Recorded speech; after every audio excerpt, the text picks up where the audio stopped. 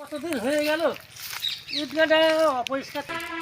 আপনার ভাই নাকি সেই মালয়েশিয়ায় কি না কোনে গেল বিদেশে, হ্যাঁ। সেই নাকি ধরা ধরা খেয়েছে।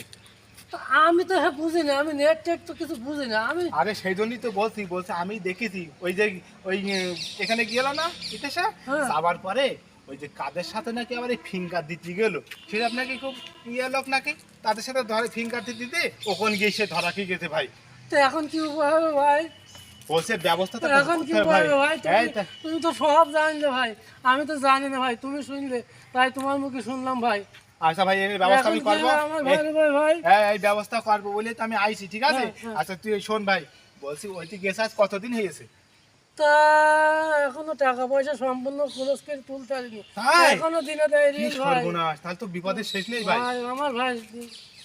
এ ভাই শুনছি ওরা না 7-8 জন রয়েছে না, হ্যাঁ। তো শুনলাম নাকি ওদের এই মালয়েশিয়ার টাকা নাকি 1 লাখ টাকা নাকি চেয়েছে শুনলাম। ওরে বাবা রে, 1 লাখ টাকা চালি? হ্যাঁ। বাংলা তো মেলা টাকা হয়। হ্যাঁ মেলা টাকা ভাই। এই আমি টাকা পাবো কোনে? হ্যাঁ এই জন্য তো ভাই আমার হাফ লেগে গেছে শুনে যে কি অবস্থা ভাই, এখন জাতি পারলে না বিদেশে, তার মধ্যে এই তো দুর্ঘটনা এখন ঘটে কি গেল। করবো ভাই তুমি আচ্ছা একটা? এটা একটা ব্যবস্থা হবে, এটা ঠান্ডা হ ভাই ঠান্ডা হ। আমি বলছি ঠিক আছে, আমি ফোন করে দেখি। আচ্ছা দেখ কি হয়। দাঁড়া ভাই শোন, কি আমি ভাই একটু ফোন বল। করে দেখি।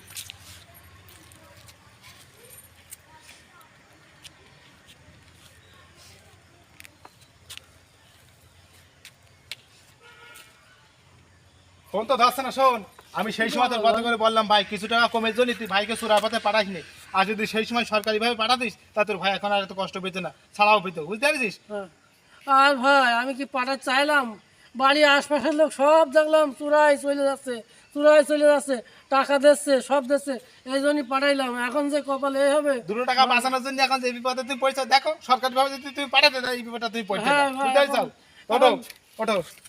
সুপ্রিয় বন্ধুরা, আমরা যারা অল্প টাকার বিনিময়ে ভাই এবং ভাইপোদের চাচাদের বিদেশে পাঠানোর চেষ্টা করছি, তারা এত বিপদে পড়ছে, যদি তাদের সরকারিভাবে পাঠানোর চেষ্টা করতাম তাহলে তারা এই বিপদে হয়তো আর পড়তো না। তো আমরা চেষ্টা করব, যারা এখনও পাঠাননি পাঠানোর চেষ্টা করছেন সরকারিভাবে পাঠানোর চেষ্টা করবেন।